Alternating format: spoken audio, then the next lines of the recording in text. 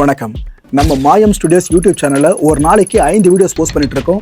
எல்லா வீடியோஸ்க்கான நோட்டிஃபிகேஷன் உங்களுக்கு வரணும்னாக்கா சேனலை சப்ஸ்கிரைப் பண்ணிட்டு கீழே ஒரு பெல் ஐகான் இருக்கும், ஆல் நோட்டிஃபிகேஷன், அதை கிளிக் பண்ணிடுங்க. அதை கிளிக் பண்ணா மட்டும்தான் நான் போடுற வீடியோஸ் ஒன்று நீங்க பார்க்க முடியும். அண்ட் மாயம் ஸ்டுடியோஸ் போலவே மாயம் பக்தி அண்ட் மாயம் லைஃப் ஸ்டைல் இந்த சேனல்ஸையும் சப்ஸ்கிரைப் பண்ணிடுங்க. சப்ஸ்கிரைப் பண்ணிட்டு மறக்காம பெல் ஐகானை கிளிக் பண்ணிடுங்க, ஆல் நோட்டிஃபிகேஷன் கொடுத்துருங்க. யூடியூபை தாண்டி அடுத்தடுத்த அப்டேட்ஸ் நீங்க தெரிஞ்சுக்கணும் அப்படின்னா நம்ம மாயம் ட்ரெண்ட்ஸ் ஃபேஸ்புக் பேஜை ஃபாலோ பண்ணிடுங்க. கூடவே மாயம் ஸ்டுடியோஸ் 9 என்ற இன்ஸ்டாகிராம் பேஜையும் ஃபாலோ பண்ணிக்கங்க. இது எல்லாத்துக்கான லிங்க்ஸையும் கீழே டிஸ்கிரிப்ஷன் பாக்ஸ்ல கொடுத்துருக்கேன். நன்றி. அது அலோபதி அப்படிங்கிற ஒரு வார்த்தையே டிக்ஷனரியில கிடையாது. அலோபதிங்கிறது இவங்களா உருவாக்குனது. இந்த தோல் தன்னைத்தானே புதுப்பித்துக் கொள்ளக்கூடிய ஒரு சிறப்பம்சம் வாய்ந்தது. ஒரு காலத்தில் இப்போ 40-50 வயதில் ஆரம்பிக்க வேண்டிய வழுக்கை ப்ரீமெச்சூர் பால்டிங், அதாவது இளமையிலேயே முதுமை தோற்றம் ஏற்படக்கூடிய அளவில் வழுக்கை தோற்றம் ஏற்பட ஆரம்பிச்சிருது. விட்டிலிகோ இந்த பிரச்சனை எதனால வருது, இதோட அறிகுறிகள் என்னென்ன, அண்ட் மோரோவர் நம்மளை இதுல இருந்து எப்படி தற்காத்துக்கிறது? இந்த முதல் கேள்விக்கு முருகசுந்தரம் அவர்கள் அளிச்ச பதில் என்னன்னு பாத்தீங்கன்னா, வணக்கம். முதலில் மின்னுவதெல்லாம் பொன்னல்ல அப்படிங்கிற மாதிரி வெண்மையாக இருப்பதெல்லாம் விட்டிலிகோ அல்ல அப்படிங்கிறத புரிஞ்சுக்கணும். வெண்படை அல்லது வெண்புள்ளி அல்லது வெண்தேமல் என்றுதான் இதை சொல்ல வேண்டும். இது வெண்குஷ்டம் என்ற தவறான வார்த்தை பிரயோகம் இருக்குது நம்ம நாட்டில். இந்த வெண்குஷ்டம் என்ற தவறான சொற்பிரயோகம் மிக தவறானது, மக்கள் மனதை புண்படுத்தக்கூடியது அப்படிங்கிறத ஜவஹர்லால் நேரு அவர்களே சொல்லியிருக்காங்க. ஸோ இது இந்த விட்டிலிகோங்கிறது வெண்குஷ்டம் அல்ல. முதலில் விட்டிலிகோ என்று சொல்வதே ஒரு தவறான விஷயம். இது ஒரு வெண்புள்ளி, வெண்தேமல் அல்லது வெண்படை அப்படின்னு சொல்லலாம். நம்மளுடைய தோலுக்கு நிறம் கொடுக்கக்கூடிய நிறமி செல்கள் இருக்கின்றன. அவற்றுக்கு பேர் மெலனோசைட்ஸ் அப்படின்னு பேர். ஸோ நம்ம எல்லாருக்கும் ஒரே அளவிலான மெலனோசைட்ஸ் தான் இருக்குது. நம்ம கருப்பாக இருந்தாலும் சிகப்பாக இருந்தாலும் எல்லாருக்கும் ஒரே அளவிலான நிறமி செல்கள் தான் இருக்குது. இந்த நிறமி செல்களுடைய செயல்பாடு, அந்த எவ்வளவு நிறமி அது உருவாக்குது, அந்த நிறமியை அது எவ்வளவு தோல் செல்களுக்கு பரப்புது அப்படிங்கிறது தான் வித்தியாசப்படுது. நம்ம கருப்பாக இருக்கிறதும் சிகப்பாக இருக்கிறதும் அதை பொறுத்து தான். ஸோ இந்த நிறமி செல்கள் இந்த மெலனோசைட்ஸ் அப்படிங்கிற நிறமி செல்கள் மிக எளிதில் அது நம்ம ஆக்சிடேட்டிவ் ஸ்ட்ரெஸ், நம்ம மன அழுத்தத்தால் பாதிக்கப்படக்கூடியது. மன அழுத்தத்தால் மட்டுமல்ல, ஆட்டோ இம்யூனிட்டி, அதாவது தன்னுடல் தாக்கு நோய் அப்படின்னு சொல்லலாம், சுய எதிர்வினை நோய் அப்படின்னு பேர். நம்ம உடம்புல எதிர்ப்பு சக்தி அணுக்கள் இருக்குது இல்லையா, நம்ம உடம்புல உள்ள நம்ம உடம்புக்கு தீங்கு விளைவிக்கக்கூடிய கிருமிகளை தாக்குவதற்காக, கிருமிகளை அழிப்பதற்காக உருவான ஆன்டிபாடிஸ், அதாவது நோய் எதிர்ப்பு செல்கள் நம்ம உடம்புல உள்ள நார்மல் செல், நல்ல செல்களையே அழிப்பது தான் ஆட்டோ இம்யூனிட்டி, அதாவது தன்னுடல் தாக்கு நோய். இப்போ வேலியே பயிரை மேய்வது போல, நம்மளுடைய காவலாளியே நம்மளை தாக்குவது போல, நமது எல்லை பாதுகாப்பு படை வீரர்களே நம்மை அழிப்பது போல, நமக்கு பாதுகாப்பு கொடுக்கின்ற செல்களே நம்மை அழிப்பது தான் இந்த ஆட்டோ இம்யூனிட்டி அல்லது தன்னுடல் தாக்கு நோய். இந்த வெண்படை, வெண்புள்ளி, வெண்தேமல் இது எல்லாமே இந்த ஆட்டோ இம்யூனிட்டி வகையை சேர்ந்தது தான். இந்த ஆட்டோ இம்யூன் தன்னுடல் தாக்கு நோய்கள், பல தன்னுடல் தாக்கு நோய்கள் தோலில் இருக்கின்றன. ஸோ அதாவது இப்போ வெண்புள்ளி, வெண்படை, வெண்தேமல் ஒருத்தருக்கு இருக்குது அப்படின்னா அது விட்டிலிகோவாக, இந்த தன்னுடல் தாக்கு நோயாகத்தான் இருக்க வேண்டும் என்ற அவசியம் இல்லை. இப்போ சில தன்னுடல் தாக்கு நோய்கள் அது இப்போ வெயிலில் காமிக்கிறதுனால அது சரியாகலாம். சில தன்னுடல் தாக்கு நோய்கள் அல்லது வெண்படைகள், வெண்புள்ளிகள் வெயில் பட்டால் அதிகமாகலாம். ஸோ இதில் பல வகைகள் இருக்குது. ஸோ ஒரு தகுந்த தோல் மருத்துவரை அணுகி அந்த வெண்படையினுடைய காரணம் என்ன, வள்ளுவர் சொன்ன மாதிரி நோய் நாடி நோய் முதல் நாடி அது தணிக்கும் வாய் நாடி வாய்ப்புச் செயல். ஸோ இந்த வெண்புள்ளி அல்லது வெண்தேமல் அல்லது வெண்படையினுடைய அடிப்படை காரணம் என்ன, எதனால் இந்த நிறமி செல்கள் தன்னுடைய தன்மையை இழக்கின்றன, எதனால் இந்த நிறமி செல்கள் பாதிக்கப்பட்டன என்று அறிந்து அதற்கேற்றவாறு தகுந்த மருத்துவம் செய்தால் இந்த வெண்படை அல்லது வெண்புள்ளி அல்லது வெண்தேமலை முழுமையாக குணப்படுத்த முடியும். அலோபதியை தாண்டி பிற மருத்துவ முறைகள்ல இந்த விட்டிலிகோவுக்கு நிரந்தர சிகிச்சை இருக்கா டாக்டர்? அதாவது அலோபதி அப்படிங்கிற ஒரு வார்த்தையே டிக்ஷனரியில கிடையாது. அலோபதிங்கிறது இவங்களா உருவாக்குனது. ஒரு ஹோமியோபதிக் டாக்டர் அலோபதி அப்படின்னு ஒரு பேர் வச்சார். ஸோ அலோபதி, ஹோமியோபதி அந்த மாதிரி பதிலாம் கிடையாது. எனக்கு தெரிஞ்ச வெங்கடாச்சலபதி தான். ஸோ அந்த பதி அப்படின்னா நோயின்னு அர்த்தம். அலோ அப்படின்னா மற்ற முறைகள் அப்படின்னு அர்த்தம், மாற்று முறைகள் அப்படின்னு அர்த்தம். ஸோ இந்த அலோபதி அப்படிங்கிறது வந்து அந்த மாதிரி ஒரு வார்த்தையே கிடையாது. ஸோ மருந்து அப்படிங்கிறது வந்து தானாகவே உருவானது தான். மருந்துகள் எல்லாமே இயற்கையில் உருவானது தான். எல்லா மருத்துவ முறைகளும் ஒரே மருத்துவ முறையை சார்ந்தது தான், ஒரே கோட்பாடுகளை சேர்ந்தது தான். இந்த மருத்துவ முறை சிறந்தது, அந்த மருத்துவ முறை சிறந்தது நம்ம சொல்ல முடியாது. மருந்துகள் எல்லாமே இப்போ மனிதன் வந்து கற்கால மனிதனாக இருந்து அவன் வந்து கொஞ்சம் கொஞ்சமாக டெவலப் ஆகி நாகரிக மனிதனாக ஆகும்போது பூமியிலிருந்து தாவரங்களிலிருந்து தான் மருந்துகளை தேடுறான். தன்னுடைய நோய்களுக்கு தாவரங்களிலிருந்து மருந்துகளை தேடுறான். அந்த மருந்துகள் கொஞ்சம் கொஞ்சமாக உருவாகி அந்த மருந்துகள் இந்த மருந்துகள் நல்லா இருக்குது, இந்தந்த மருந்துகளில் அது இந்தந்த நோய்கள் குணமாகுது அப்படின்னு தெரிஞ்சுக்கிட்டு அந்த மருந்துகளுடைய தன்மையை மேன்மைப்படுத்தி மேன்மைப்படுத்தி மேன்மைப்படுத்தி நவீன மருத்துவம் வந்திருக்கு. ஸோ நவீன மருத்துவம் அப்படிங்கிறது வந்து எல்லா மருத்துவத்தையும் சார்ந்தது தான். இந்த மருத்துவத்திலேருந்து உருவானது தான் இந்த நவீன மருத்துவம். ஸோ அலோபதி அப்படின்னு தனியாக அதை பிரித்து பேசுகிறது வந்து முறையான விஷயம் அல்ல. ஸோ எந்த ஒரு நோய்க்கும் இப்போ வள்ளுவர் வந்து ரொம்ப அழகாக சொல்கிறார். நான் முதல்ல சொன்ன குறள் மாதிரி ஒரு மருத்துவர் 10 வருஷம் படித்து அதுக்கப்புறம் ஒரு 15 வருஷம் அனுபவப்பட்டு அதுக்கப்புறம் ஒரு ரொம்ப அதாவது ஒரு 25-30 ஆண்டுகள் அனுபவம் பெற்றால் கூட கண்டுபிடிக்க முடியாத ஒரு விஷயங்களை, அதாவது அவர் வந்து முழுமையாக புரிந்து கொள்ள முடியாத மருத்துவ சித்தாந்தத்தை ஒரு 7 வார்த்தைகளில் அவர் சொல்கிறாரு. நோய் நாடி, நோய் முதல் நாடி, அது தணிக்கும் வாய் நாடி வாய்ப்பச்செயல். முதல்ல ஒரு மருத்துவர் வந்து நோய் என்னன்னு கண்டுபிடிக்கணும், அந்த நோய்க்கான காரணத்தை கண்டுபிடிக்கணும், அந்த நோய்க்கான காரணத்தை தவிர்க்கும் முறைகளை அது அவ்வளோ அழகாக சொல்கிறாரு. நோய் நாடி, நோய் முதல் நாடி, அது தணிக்கும் வாய் நாடி வாய்ப்ப செயல் அப்படிங்கிறாரு.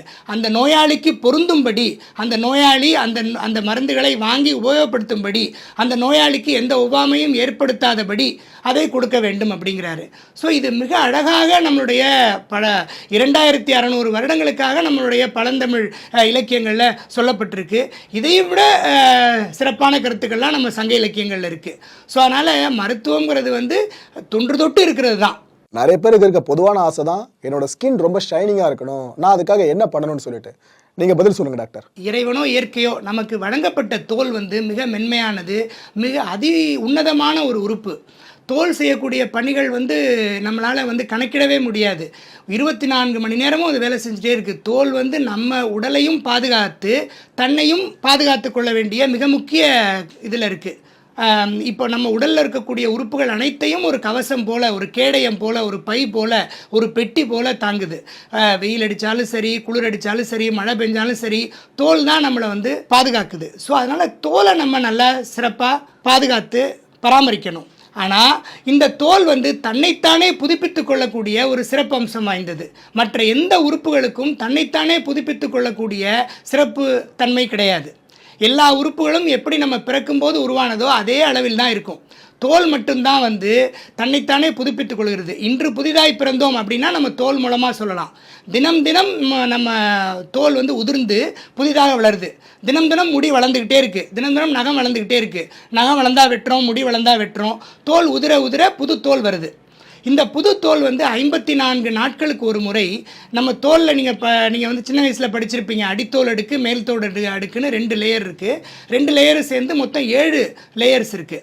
அடித்தோல் அடுக்கில் 2 லேயர் இருக்குது, மேல் தோல் அடுக்கில் 5 லேயர்கள் இருக்குது. ஸோ இந்த 7 லேயர்லேருந்து அது வந்து தோல் வந்து புதுசாக ஃபார்ம் ஆகுது.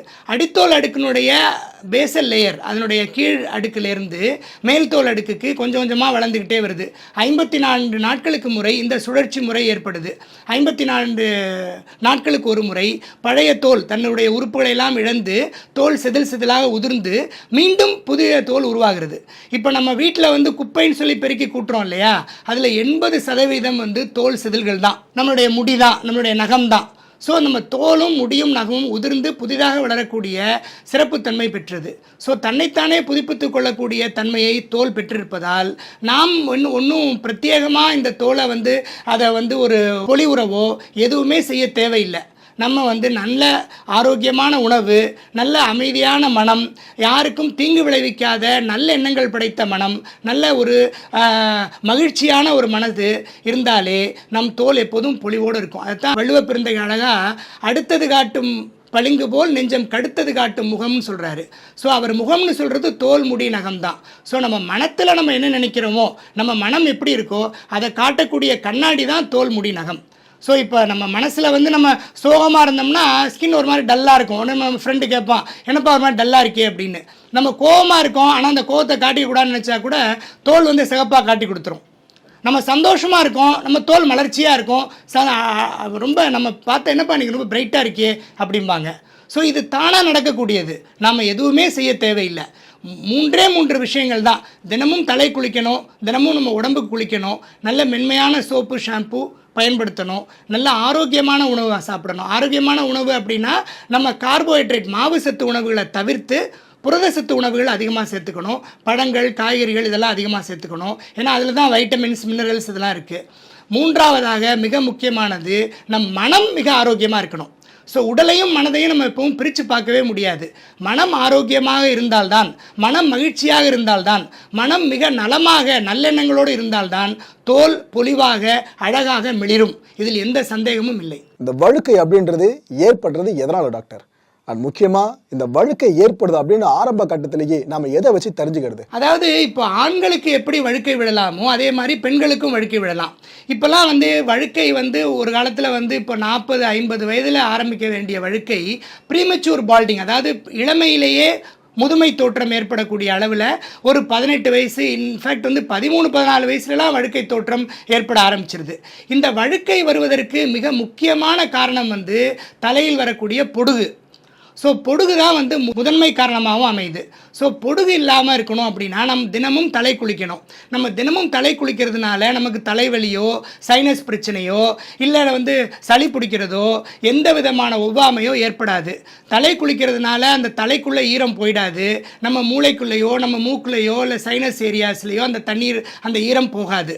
2வதாக நம்ம தலை குளிச்சுட்டு தலையை முழுமையாக துவட்டி வரன்னு டவலால் துவட்டி எடுக்கணும்னு அவசியம் இல்லை. பாதி ஈரத்தை முடி உறிஞ்சிக்கும். ஸோ இந்த தினமும் தலை குளித்தாலே 30 விழுக்காடு முடி உதிர்தலை தவிர்க்க முடியும். 2வதாக இப்போ இந்த வழுக்கை வருது, நீங்கள் கேட்ட மாதிரி இப்போ மிக இளவயதில் வழுக்கை வருது, ஆண்கள் பெண்கள் இருபாலருக்கும் வழுக்கை வருது. அதை வந்து மிக எளிதாக நவீன மருத்துவத்தில் நிறைய மருந்துகள் எந்த பக்க விளைவுகளும் இல்லாமல் எந்த ஒவ்வாமையும் ஏற்படுத்தாமல் மிக எளிதாக அந்தந்த வயதுக்கு ஏற்ற முடி இருக்க வேண்டிய அளவுக்கு தக்கவாறு அதை நாம் மருத்துவம் செய்து சரி செய்ய முடியும். அதுதான் இன்னைக்கு நவீன மருத்துவத்தில் மிக பெரும் புரட்சினே சொல்லலாம். தலைக்கு ஷாம்பு போடுறது நல்லதா இல்லைனா ஷிகாக்கா இருக்குல்ல அதை போடுறது நல்லதா? அண்ட் அது கூடவே இணைப்பு கேள்வியாக இன்னொன்றும், பொடுகு பிரச்சனை தீர்க்கிறதுக்கு என்ன பண்ணலாம் டாக்டர்? சீயக்காய் அப்படிங்கிறது சிகைக்காய் அப்படிங்கிற பேர்லேருந்து வந்தது. சிகையை சுத்தம் செய்வதற்காக உபயோகப்படுத்தப்பட்ட காய். அதுதான் வந்து நம்மளுடைய இலக்கியங்கள்லையும் இருக்குது, தமிழ்நாட்டிலையும் சரி நம்ம இந்தியாவிலையும் சரி தொன்று தொட்டு உபயோகப்படுத்தப்பட்ட ஒரு முடியை சுத்தப்படுத்தக்கூடிய, தலையை சுத்தப்படுத்தக்கூடிய ஒரு பொருளாக இருந்திருக்கு. ஆனால் இப்போ இன்றைய சுற்றுச்சூழல் மாசு ரொம்ப அதிகரிச்சிருச்சு. இன்றைக்கி வந்து நம்ம உடம்புல ஒரு எண்ணெய் சுரப்பு ரொம்ப அதிகமாக இருக்குது. இதுக்கு வந்து நம்ம சிகைக்காயினுடைய பயன்பாடு அவ்வளவா வந்து நமக்கு பற்றாது. ஸோ அதனால் நாம் தினமும் தலை குளிக்கணும். 2வது சிகைக்காய் உபயோகப்படுத்தும் போது அதனுடைய நெடி பல பேருக்கு ஒவ்வாமை ஏற்படுத்தலாம். ஸோ சிகைக்காய் வந்து இன்றைக்கி இருக்கக்கூடிய சுற்றுச்சூழல் மாசுக்கு ஏற்றவாறு, இன்றைக்கி இருக்கக்கூடிய பொடுகை, இன்றைக்கி இருக்கக்கூடிய எண்ணெய் பிசுபிசுப்பை எடுக்கக்கூடிய ஆற்றல் அவ்வளவா உள்ளது அல்ல. அதனால் நாம் வந்து இப்போது ஒரு மென்மையான ஷாம்பு, அதாவது ஒரு ஷாம்பு அப்படின்னா அதிக வாசனை இல்லாத, அதிகமாக விளம்பரப்படுத்தப்படாத, அதிகமான ரசாயன பொருட்கள் வேதிப்பொருட்கள் இல்லாத ஒரு மென்மையான ஷாம்பு உபயோகித்து தினமும் தலைக்கு குளிக்கிறதே ஒரு மிகச்சிறந்த விஷயமா, மிக எளிமையான ஒரு விஷயமா இருக்கும். நிறைய பேர் 2 வீலரில் போகிறப்ப ஹெல்மெட் போட மாட்டாங்க. கேட்டால் இல்லை பாஸ் போட்டால் எனக்கு முடி கொட்டும் அப்படின்னு சொல்லுவாங்க. ஆக்சுவலாக ஹெல்மெட் போடுறதுனால முடி கொட்டுற பிரச்சனை ஏற்படுமா என்ன? அப்படி ஆமாப்பா ஏற்படும் நீங்கள் சொல்கிறதா இருந்தால் அதை தடுக்க என்ன வழி? இப்போ ஹெல்மெட் இப்போ முதல்ல தலை இருந்தால் தான் தலையில் முடியை நம்ம அழகு பார்க்கலாம் இல்லையா? ஸோ தலை முக்கியம். அந்த மண்டை பத்திரங்கிற மாதிரி தலை ரொம்ப முக்கியம். ஸோ ஹெல்மெட் போடுறதுங்கிறது மிக மிக அவசியமானது. தலை கவசம் இருந்தால் தான் தலையை காக்க முடியும். தலையை காத்தா தான் தலையில் இருக்கிற முடியை காக்கலாம். ஸோ அதனால் தலைக்கு ஹெல்மெட் போடுறதுனால, தலைக்கவசம் அணிகிறதுனால ஒருத்தருக்கு வந்து முடி கொட்டவே கொட்டாது. இரண்டாவதாக, இப்போ சில பேருக்கு முடி இல்லை சார் நான் ஹெல்மெட் போட்டால் முடி கொட்டுது அப்படின்னு ஏன் சொல்கிறாங்க அப்படின்னா, தலைக்கவசம் அணிந்து நம்ம ஊருடைய தட்பவெப்பம் பார்த்திங்கன்னா ஹாட் அண்ட் ஹியூமிட் வெதருங்கிறோம். நம்ம ஊரில் வந்து வெப்பமும் அதிகமாக இருக்குது, ஈரப்பதமும் காற்றில் அதிகமாக இருக்குது. அதனால் எப்போவுமே நமக்கு வியர்வை வந்துக்கிட்டே இருக்கும். ஸோ இந்த வியர்வை வரக்கூடிய சூழலில் நாம் எந்நேரமும் வந்து ஹெல்மெட் போட்டு ஒரு ரொம்ப தூரம் ஒரு 2 மணி நேரம் 3 மணி நேரம் நம்ம வந்து பைக்கில் ட்ராவல் பண்ணும்போது, இல்லை ஒரு அரை மணி நேரமோ ட்ராவல் பண்ணும்போது நமக்கு வந்து தலைக்குள்ளே நிறைய வேர்த்துக்கிட்டே இருக்கும். இந்த வியர்வை எங்கெல்லாம் அதிகமாக இருக்கோ அந்த இடத்துல வந்து உங்களுக்கு வந்து எண்ணெய் சுரப்பும் அதிகமாக சுரக்கும். ஸோ இந்த வியர்வை நாளங்கள் தூண்டி விடப்படும் போது எண்ணெய் சுரப்பு நாளங்களும் தூண்டி விடப்படுகின்றன. ஸோ அதனால் எண்ணெய் சுரப்பு அதிகமாக இருக்கும், வியர்வையும் அதிகமாக இருக்கும். வியர்வையும் எண்ணெய் சுரப்பும் அதிகமாக இருக்கும்போது பொடுகு அதிகமாக இருக்கும். ஏற்கனவே வந்து எண்ணெய் சுரப்பு அதிகமாக இருந்து பொடுகு அதிகமாக இருக்கும்போது இந்த வியர்வை அதிகமாக இருக்கிறதுனால, ஈரம் ஏற்படுறதுனால அதில் ஒரு பூஞ்சை காளான் தொற்று ஏற்படலாம். மலசேசியா குளோபோசா அப்படிங்கிற ஒரு ஃபங்கஸ் வளரலாம். இதெல்லாம் சேர்ந்து தான் நம்ம டேண்ட்ரஃப்னு சொல்கிறோம். ஸோ அதனால் நீங்கள் வந்து ஹெல்மெட் போடுறது ரொம்ப முக்கியம். ஹெல்மெட்டுக்கு மாற்று ஏற்பாடே கிடையாது. ஸோ ஹெல்மெட் போடுறதுக்கு முன்னாடி ஒரு சுத்தமான காட்டன் கர்ச்சீஃப், அதாவது பருத்தியினாலான மெல்லிய ஒரு துணியை தலையில் வந்து அணிந்துக்கிட்டு அது மேலே ஹெல்மெட் போட்டுக்கலாம். ஸோ இந்த மெல்லிய பருத்தி துணி வந்து வியர்வையை உறிஞ்சிக்கும். ஸோ அது வந்து உலர்வாக வச்சுருக்கோம். ஸோ அதில் வந்து இந்த பூஞ்சை காளான் தொற்று ஏற்படுறத தவிர்க்கலாம். ரெண்டாவதாக, நீங்கள் வந்து ஒரு 10 நிமிஷம் 12 நிமிஷம் ட்ராவல் பண்ணுறீங்க அப்படின்னா ஒரு சிக்னலில் நிற்கும் போது ஹெல்மெட்டை கழட்டி தலையை நல்லா காய வச்சுட்டு, ஏன்னா காற்று அடிச்சிட்டு இருக்கும், தலை நல்லா காஞ்சிரும். தலையை லைட்டாக அந்த நீங்கள் போட்டிருக்கிற டவலாலேயே துவட்டிட்டு திரும்ப ஹெல்மெட்டை போட்டுக்கலாம். ஹெல்மெட் போட்டு முக்கியமாக அந்த ஸ்ட்ராப் மாட்டணும். நிறைய பேர் ஸ்டைலாக அப்படி விட்டுருவாங்க. ஸோ அது நம்ம ஆக்சிடென்ட் ஆனோன்னு ஹெல்மெட் போய் தலையை ஒரு பக்கம் விழுந்துடும், நம்ம மண்டை அடிபட்டுரும். ஸோ நம்ம எந்த ஒரு வேலையை செஞ்சாலும் அதுக்கு தகுந்த பாதுகாப்பு ஏற்பாடுகளோடு செய்யணும். அதுக்கு எந்த மாற்று ஏற்பாடும் கிடையாது. ஹெல்மெட் போடுறதுனால முடி உதிரும் அப்படிங்கிறது தவறான கருத்து.